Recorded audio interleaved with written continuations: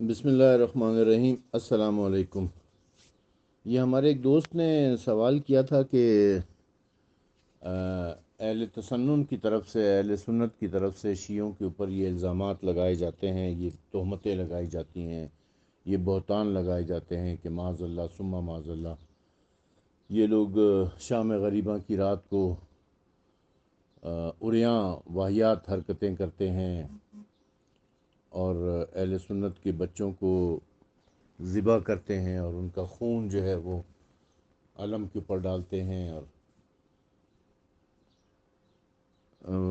جو نیاز پکاتے ہیں اس میں پتہ نہیں گوبر ڈالتے ہیں، جو مہمان گھر میں آتا ہے اسے جو چائے پلاتے ہیں یا شربت پلاتے ہیں تو اس میں تھوک کر دیتے ہیں، اور اس قسم کی جو بچگانہ باتیں ہیں، ایسی بہت ساری ہم بھی سنتے رہے اپنے بچپن سے، ہم بھی یہ فضول باتیں سنتے چلے آ رہے تھے۔ اب تو خیر میڈیا کا دور ہے، اب یہ چیزیں آہستہ آہستہ کھل کر سامنے آ رہی ہیں اور دنیا دیکھ رہی ہے، دنیا کو پتہ چل رہا ہے۔ لیکن میرے بھائی میں عرض کروں کہ یہ کوئی نئی بات نہیں ہے۔ 1400 سال پہلے جب رسول اکرم صلی اللہ علیہ وآلہ وسلم نے تبلیغ دین کا آغاز کیا تھا تو جناب رسالت مآب صلی اللہ علیہ وآلہ وسلم کے اوپر بھی اسی قسم کی تہمتیں لگائی گئی تھی، اسی قسم کے بہتان لگائے گئے تھے، اسی قسم کی بے سروپا باتیں کی گئی تھی، اور ان چیزوں کا ثبوت قرآن مجید سے ہمیں مل جاتا ہے۔ قرآن مجید میں اللہ تبارک و تعالیٰ نے کیا فرمایا تھا کہ میرے حبیب یہ لوگ آپ کو کہتے ہیں کہ آپ جادوگر ہیں، یہ جو معجزات آپ دکھا رہے ہیں اس کو یہ لوگ شعبدہ بازی کہتے ہیں، جادوگری کہتے ہیں۔ یہ اللہ جانتا ہے کہ آپ جادوگر نہیں ہیں، آپ تو اللہ کے رسول ہیں۔ اللہ تعالیٰ نے ڈیفنس کیا اپنے حبیب کا، اللہ تعالیٰ نے وکالت کی اور کہا کہ میں آپ کے ساتھ کھڑا ہوا ہوں، آپ اپنا کام جاری رکھیں۔ پھر انہوں نے ایک اور الزام لگایا کہ یہ تو شاعر ہے، یہ شاعری کر رہی، جو قرآن مجید کی آیتیں سنا رہا ہے یہ تو سب شاعری ہے، کیونکہ قرآن مجید بھی تو فصاحت اور بلاغت میں ماشاءاللہ ایسی کتاب ہے کہ دنیا کی کوئی کتاب اس کے مقابلے میں نہیں آ سکی ہے۔ بہت فصیح و بلیغ کتاب ہے، اور وہ نثر کی وہ کتاب کہ جو شعر کے انداز میں لکھی گئی ہے نا، انا اعطیناک الکوثر فصلی لربک وانحر ان شانئک هو الابتر۔ مختلف مقامات پر آپ اس طرح کے دیکھیں گے کہ وہ ردیف اور قافیے جو ہے نا وہ ملائے جا رہے ہیں آپس میں۔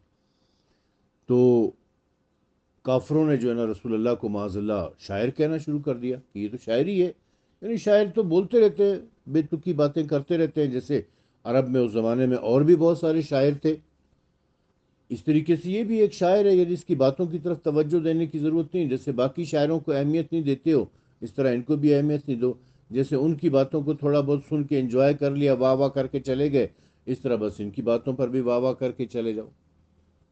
اس طریقے سے لوگوں کو رسول اکرم صلی اللہ علیہ وآلہ وسلم سے دور رکھنے کی کوشش کرنا۔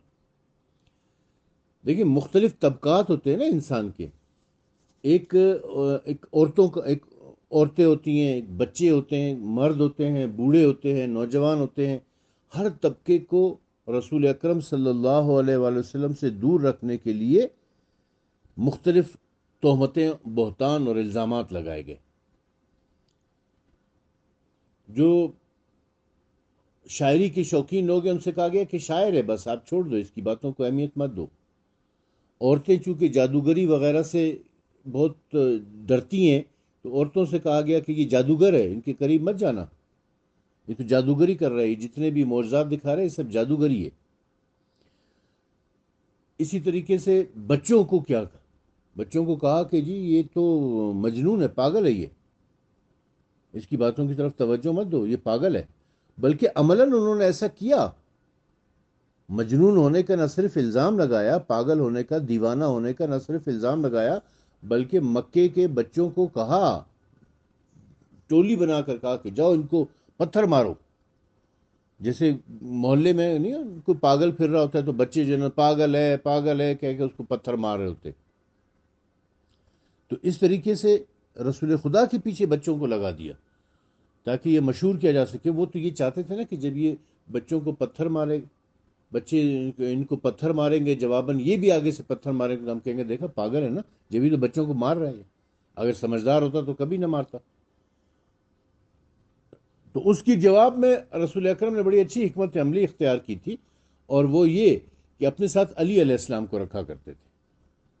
اور علی علیہ السلام نے جو ہے نا وہ ایک لمبا سا چغا جو پہنتے ہیں، دستاشا جسے کہتے ہیں، عربی میں دستاشا کہتے ہیں، وہ پہنا ہوتا تھا. اس کی دو جیبیں ہوتی تھی، ایک جیب میں کھجوریں ہوتی تھی اور ایک جیب میں گٹھلیاں ہوتی تھی. علی علیہ السلام جو تھے بچے تھے، وہ بھی اس وقت 7 8 9 سال 10 سال کے بچے تھے. تو انہوں نے جو ہے نا وہ ایک کھجوریں کھاتے تھے اور گٹھلی کو دوسری جیب میں رکھ لیا کرتے تھے، اور غلیل آپ کے ہاتھ میں ہوا کرتی تھی. جب بچے آ کے پتھر مارتے تھے رسول خدا کو، تو علی علیہ السلام وہ گٹھلی جو ہے نا وہ غلیل میں رکھ کے بچے کو مارتے تھے. وہ ٹک جا کے اس کے ماتھے کے اوپر لگتی تھی اور وہ روتا ہوا گھر جاتا تھا. اور گھر والے پوچھتے تھے کس نے مارا؟ محمد نے مارا صلی اللہ علیہ وآلہ وسلم. وہ کہتے تھے نہیں، محمد نے تو نہیں مارا، علی نے مارا ہے. اب علی کو کیا کر سکتے تھے؟ وہ علی تو خود بچہ تھا. بچے نے بچے کو مارا، بچے تو لڑتے رہتے ہیں آپس میں. تو اس طریقے سے عورتوں کو دور رکھنے کے لیے کہا کہ جادوگر ہے، مردوں کو دور رکھنے کے لیے کہا کہ شاعر ہے، بچوں کو دور رکھنے کے لیے کہا کہ مجنون ہے. اور جو میچور لوگ تھے، جو صاحبان اقتدار تھے وہاں پر، سردار لوگ جو تھے پیسے والے، ان سے کہا کہ یہ حکومت کا لالچی ہے، معاذ اللہ ثم معاذ اللہ، یہ اقتدار حاصل کرنا چاہتا ہے، یہ حکومت کا لالچی ہے. کبھی کہا کہ یہ عورتوں کا لالچی ہے، یہ چاہتا ہے کہ عورتوں کی جو ہے نا شادیاں جو ہے نا کہ میری شادی کر دی جائے. اس قسم کی تہمتیں لگاتے تھے وہ. مقصد کیا تھا ان کا؟ مقصد صرف اور صرف یہ تھا کہ عوام کو رسول اکرم صلی اللہ علیہ وآلہ وسلم سے دور رکھا جائے، لوگ ان کی طرف نہ جائیں، ان کی باتیں نہ سنیں. بالکل یہی صورتحال شیعوں کے ساتھ ہے کہ ان مولویوں نے اتنا پروپیگنڈا شیعوں کے خلاف کر رکھا ہے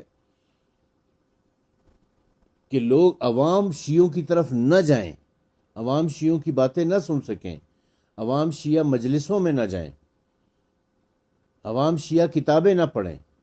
اتنی نفرتیں پیدا کی ہیں اور اتنے پروپیگنڈے کر رکھے ہیں. یہ شام غریبہ میں ماں بہنوں کے ساتھ بدفعلی کرنا، یہ بچوں کو، سنی بچوں کو ذبح کر کے ان کا خون اپنے علم کے اوپر لگانا. بھئی سنی بچوں کو ذبح کیا گیا ہے تو ان بچوں کے ماں باپ کدھر ہیں؟ ان بچوں کے رشتہ دار کدھر ہیں؟ کوئی ایف آئی آر کٹی ہے؟ کسی بچے کے بارے میں معلومات ہوئی ہے؟ کبھی کچھ ایسا ہوا ہے؟ اسی طریقے سے یہ کہ جی وہ کھانے میں تھوک کر دیتے ہیں یا گوبر ملا کر دیتے ہیں یا گز مارتے ہیں.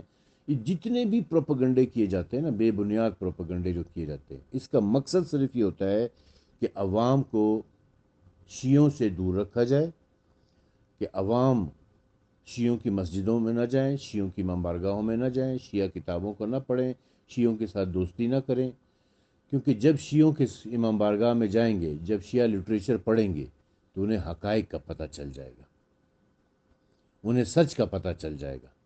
انہیں پتہ چل جائے گا کہ ان سنیوں کے بزرگوں نے شیعوں کے بزرگوں کے اوپر کیا کیا ظلم کیے ہوئے تھے. وہ ظلم کی جو داستانیں ہیں کہ رسول اکرم صلی اللہ علیہ وآلہ وسلم سے لے کر امام حسن عسکری علیہ السلام تک پورے خاندان کو قتل کر دیا گیا، پورے خاندان کو شہید کر دیا گیا.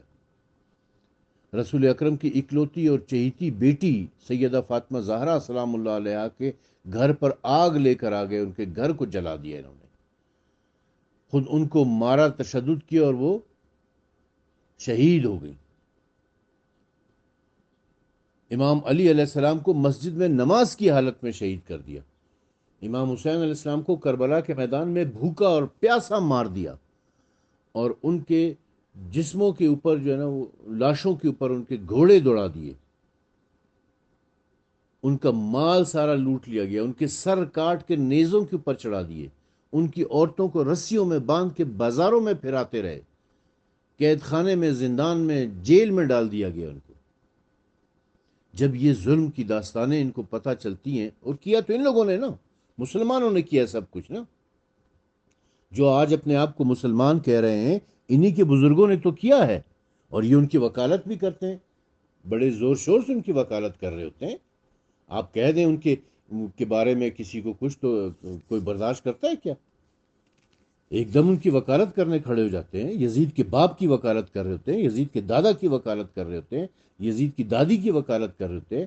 اب تو ایسی لوگ بھی آ گئے کہ جو خود یزید کی وکالت کر رہے ہیں، ایسے لوگ بھی دنیا میں موجود ہیں جو یزید کی وکالت کر رہے ہیں، اور یہ جانتے ہیں کہ کربلا میں کون کون لوگ تھے۔ مثلا محمد بن اشعث القیس الکندی، محمد بن اشعث القیس الکندی، یہ کون شخص ہے؟ آپ جانتے ہیں اس کو؟ یہ پہلے خلیفہ حضرت ابو بکر کا بھانجا ہے، جس نے امام حسین علیہ السلام کو تیر مارا تھا، لشکر یزید میں شامل تھا یہ۔ عمر ابن سعد جو یزیدی فوج کا سپہ سالار تھا، یہ حضرت سعد بن ابی وقاص کا بیٹا ہے، جو عشر مبشرہ کے صحابی ہیں۔ سنان بن انس، جس نے امام حسین علیہ السلام کا سر کاٹا تھا، تن سے جدا کیا تھا، وہ انس جو صحابی رسول ہے، ان کا بیٹا ہے۔ تو کربلا کے میدان میں امام حسین کو شہید کرنے والے صحابہ کی اولادیں تھیں۔ تو یہ ظلم، اور پھر چلو امام حسین علیہ السلام کے بعد امام زین العابدین سے امام محمد باقر، امام جعفر صادق، سارے ائمہ کو شہید کر دیا گیا۔ قصور کیا تھا ان کا؟ کیوں ان کو مارا گیا ہے؟ لوگ کافروں کے ساتھ ایسا ظلم نہیں کرتے ہیں جیسا ظلم اولاد رسول کے ساتھ کیا گیا ہے، اور محمد رسول اللہ کے کلمہ پڑھنے والوں نے محمد رسول اللہ کی اولاد کو ذبح کیا، اور آج جو ان کی خاطر روتا ہے اس کا مذاق اڑاتے ہیں، اس پر تہمتیں لگاتے ہیں، اور جو ان کی مخالفت کرتا ہے اس کو اپنا دوست بناتے ہیں، آج بھی ان کے قاتلوں کی حمایتیں کرتے ہیں۔ اور اسی طریقے سے اہل بیت کے فضائل سے دور رکھا جائے۔ اہل بیت کی جب فضیلت پتہ چلے گی، جمعے کے خطبے میں بیٹھ کر فلانے فلانے فلانے کی فضائل بیان کرتے ہیں، مگر محرم کے دنوں میں بھی کبھی اہل بیت کے فضائل بیان نہیں کر رہے ہوتے، کبھی ان کی مسجدوں سے اہل بیت کی فضیلت نہیں سنی جائے گی۔ سیدہ فاطمہ زہرا کے جو فضائل ہیں، امام علی علیہ السلام کے، امام حسن کے، امام حسین کے، سنی کتابیں بھری پڑی ہیں، اہل سنت کی کتابیں بھری ہوئی ہیں فضائل سے۔ آپ دیکھ رہے ہیں کہ مولانا طارق جمیل جو ہے، اب کتنے فضائل بیان کرنے لگے۔ اس بیچارے کے ساتھ انہوں نے کیا سلوک کیا کہ اسے تبلیغی جماعت کے اجتماع میں بلانا چھوڑ دیا، انہوں نے اسے تقریر کرنے کا موقع دینا چھوڑ دیا۔ وجہ کیا تھی؟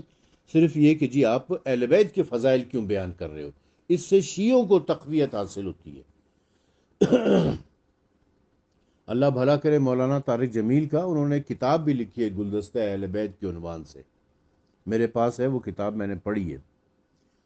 اس میں بہت ساری باتیں انہوں نے لکھی ہیں، لیکن اصل میں یہ ہوا کیا تھا کہ مولانا طارق جمیل گلگت گئے، اور گلگت میں وہاں پر ان کی وہ جو وہاں پہ گلگت میں جو شیعوں کے عالم ہیں، آغا راحت الحسینی، انہوں نے ان سے ٹائم لیا، کہا کہ جی مولانا صاحب آپ گلگت آئیں، آپ ہمارے مہمان ہیں، میں آپ سے ملاقات کرنا چاہتا ہوں۔ تو انہوں نے بلا لیا ان کو، آغا راحت الحسینی گئے، جا کر ان سے ملاقات کی ان کے تبلیغی مرکز میں، ان کے اجتماع، حال حوال ہوا، اسلام دعا ہوئی۔ پھر اس کے بعد آغا راحت الحسینی نے مولانا طارق جمیل کو دعوت دی کہ آپ ہمارے مسجد امام بارگاہ میں تشریف لائیں۔ امام بارگاہ جعفریہ وہاں پر گلگت میں بہت بڑا مسجد اور امام بارگاہ ہے، اس میں بہت اچھی لائبریری بھی ہے۔ وہ لائبریری بھی لے کر گئے ان کو، جب مولانا طارق جمیل وہاں پر گئے لائبریری لے گئے، تو انہوں نے یہ صحاح ستہ ہے، صحیح بخاری، صحیح مسلم، جامع ترمذی، سنن ابی داؤد، سنن ابن ماجہ، یہ ساری کتابیں کھول کر ان کے سامنے رکھ دیں کہ یہ دیکھیں جی، یہ آپ کی کتابوں میں اتنے زیادہ فضائل اہل بیت لکھے ہوئے ہیں، اور آپ اتنے بڑے مبلغ ہیں، آپ اتنے بڑے تبلیغی جماعت کے آدمی ہیں، اتنے لوگ آپ کو سنتے ہیں، پسند کرتے ہیں، آپ نے کبھی زندگی میں اہل بیت کی فضیلت بیان نہیں کی۔ ہم یہ نہیں کہتے کہ آپ شیعوں کی کتابوں سے بیان کریں، ہم یہ کہتے ہیں کہ جو آپ کی کتابوں میں اہل بیت کی فضیلت میں لکھا ہوا ہے، کم از کم وہ تو بیان کریں۔ بس یہ بات مولانا طارق جمیل کے دماغ میں بیٹھ گئی، اور اس کے بعد انہوں نے جو ہے نا اہل بیت کے فضائل پڑھنے شروع کر دیے، اور آپ نے سنے ہوں گے ان کی کہ انہوں نے فضائل بیان کرتے کرتے جو ہے نا وہ اس مقام تک پہنچے کہ یہاں تک کہ وہ جو یہ حدیث جو جامع ترمذی کی حدیث ہے، یہ مشکات شریف میں بھی ہے، جامع ترمذی میں بھی ہے، ابن ماجہ میں بھی ہے، اور بھی بہت ساری کتابوں کے اندر یہ حدیث ہے، متواتر حدیث ہے یہ، جس کے 100 کے قریب جو ہے نا وہ راوی ہیں صحابہ میں سے، اور 150 کتابوں میں جو ہے نا یہ اہل سنت کی 150 مستند حدیث کی کتابوں میں یہ آپ کو حدیث مل جائے گی کہ من کنت مولا ہو فہذا علی مولا، جس کا میں مولا ہوں اس کا یہ علی مولا ہے۔ یہ حدیث بیان کر دی انہوں نے ممبر سے۔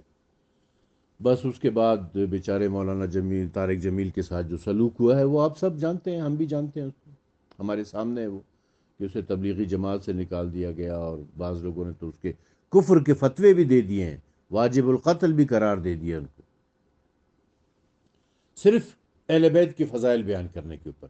تو یہ مولویوں کی سازشیں ہیں، یہ سنی مولویوں کی سازشیں ہیں کہ وہ شیعوں کے خلاف اتنا پروپیگنڈا کرتے ہیں، اتنی نفرتیں پیدا کرتے ہیں کہ لوگ ان کی مسجدوں میں نہ جائیں، ان کا لٹریچر نہ پڑھیں، ان کی امام بارگاہ نہ جائیں، ان کی عزاداری میں شامل نہ ہوں، ان کی مجلسیں نہ سنیں، کیونکہ مجلسوں میں ہوتا کیا ہے، اہل بیت کے فضائل بیان کیے جاتے ہیں، اہل بیت کے مصائب بیان کیے جاتے ہیں، بس یہ ہوتا ہے۔ جس طرح آپ کو اطلاع مل جاتی ہے کہ فلانے شخص کی موت ہو گئی ہے، تو آپ اس کی تعزیت کے لیے، اس کی فاتحہ کے لیے اس کے گھر جاتے ہیں، گھر جا کے اسے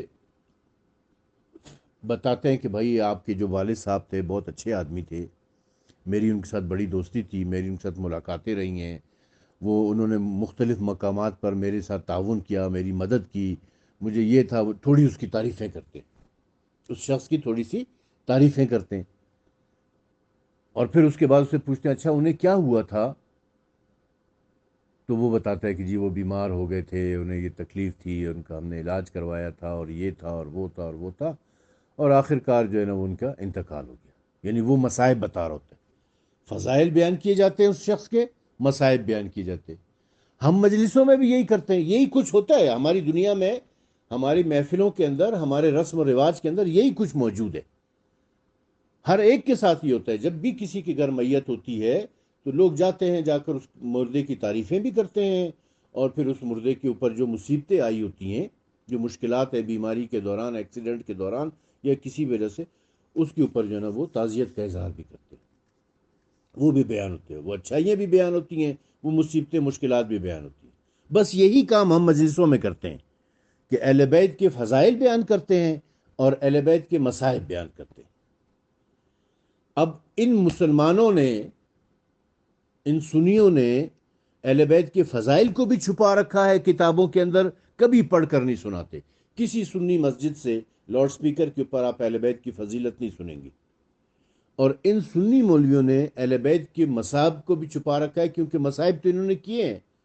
قاتل کبھی مقتول کا ماتم نہیں کرتے، کیونکہ مصائب ڈالنے والے، مصیبتیں ڈالنے والے، ظلم کرنے والے تو خود یہی لوگ تھے یا ان کے بزرگ تھے، لہٰذا اس کو چھپاتے ہیں، یہ لوگ بتاتے نہیں۔ کبھی بھی قاتل نہیں کہتا کہ جی میں نے قتل کیا ہے۔ تو اس لیے یہ لوگ روکتے ہیں، اور روکنے کے لیے یہ پروپیگنڈے کر رکھے ہیں انہوں نے، یہ سب واہیات باتیں جو ہیں۔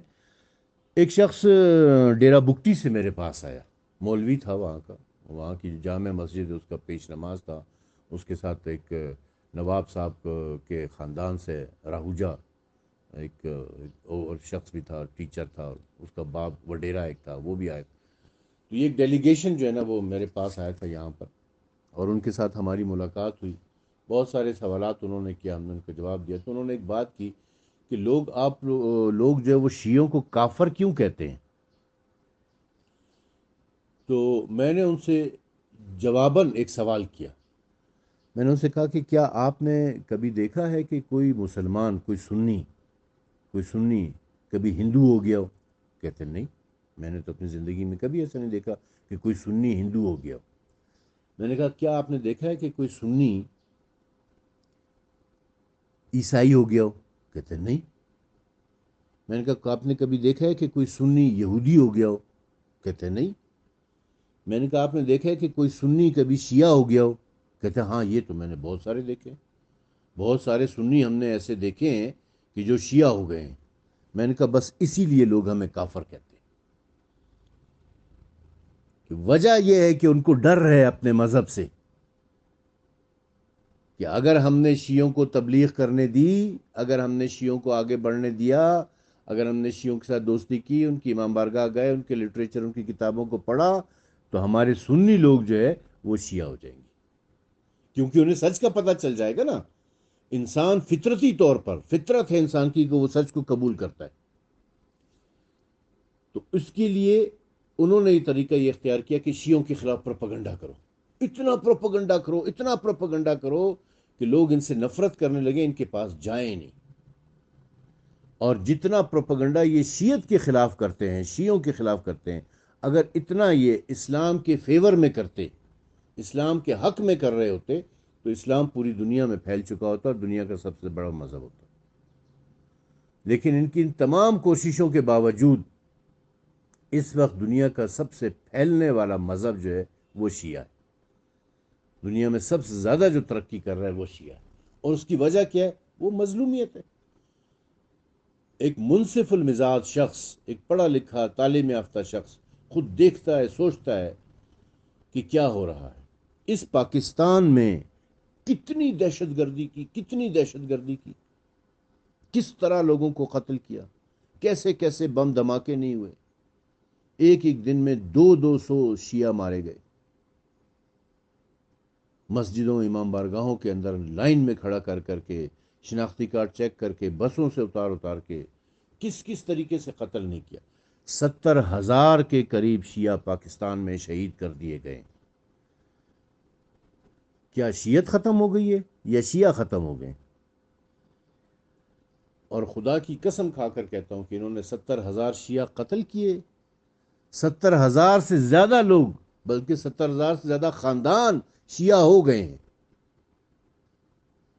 اتنی بڑی تعداد میں لوگ شیعہ ہو گئے، نہ صرف پاکستان میں بلکہ انڈیا میں جا کر دیکھیں آپ، اتنی بڑی تعداد میں لوگ شیعہ ہو رہے ہیں۔ افریقہ میں جا کر دیکھیں، نائجیریا کا تو آدھا ملک شیعہ ہو چکا ہے، جہاں پر پہلے کوئی شیعت کو جانتا نہیں تھا، وہ آدھے سے زیادہ ملک شیعہ ہو چکا ہے۔ افریقہ میں سب سے زیادہ اس وقت شیعت پھیل رہی ہے۔ تیونس میں جا کے دیکھیں آپ، دوسرے ممالک میں جا کے دیکھیں آپ، یورپ میں جا کے دیکھیں۔ اور وہ لوگ کیوں ہو رہے ہیں؟ اس لیے کہ جو پڑھے لکھے اور منصف المزاج لوگ ہوتے ہیں وہ دیکھ رہے ہیں کہ حق کس کے ساتھ ہے۔ جب آپ قرآن و سنت کا مطالعہ کریں گے، حق اور سچ کا مطالعہ کریں گے، تو آپ کو پتہ چل جائے گا کہ سچ کس کے ساتھ ہے۔ شیعت پھیلے گی، ان کو پروپیگنڈے کرنے دیں، جتنے بھی یہ پروپیگنڈے کر سکتے ہیں کر لیں۔ اب دنیا انٹرنیٹ کی دنیا ہے، اب سوشل میڈیا کی دنیا ہے، اب لوگ خود دیکھ رہے ہیں یوٹیوب کے اوپر جا کر، اب لوگ خود گوگل میں جا کے سرچ کر کے دیکھ رہے ہوتے ہیں کہ حق کیا ہے، سچ کیا ہے۔ ان کا جھوٹ سامنے آ رہا ہے اور ان کا منہ کالا ہو رہا ہے، حق کا بول بالا ہو رہا ہے اور باطل کا منہ کالا ہو رہا ہے۔ لہذا آپ ان چیزوں کی پرواہ نہ کریں، آپ اپنا کام کرتے چلے جائیں۔ بس آپ اہل بیت کے فضائل اور اہل بیت کے مصائب بیان کرتے چلے جائیں، اس کام سے کبھی نہ رکنا۔ اہل بیت کے فضائل بیان کریں، اہل بیت کے مصائب بیان کریں، اور پھر دیکھیں کہ یہ فضائل اور مصائب خود اپنا کام کرتے چلے جائیں گے۔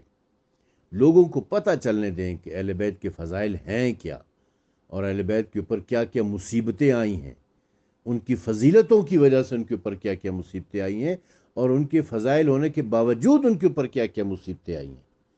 جب دنیا کو یہ پتہ چلے گا تو دنیا خود بخود اہل بیت کی طرف راغب ہو جائے گی، اور اہل بیت کی طرف راغب ہو جانا، مذہب اہل بیت کی طرف آ جانا ہی ہماری کامیابی ہے۔ ہم چاہتے یہی ہیں کہ لوگ اہل بیت کی طرف آ جائیں۔ وآخر دعوانا ان الحمد للہ رب العالمین۔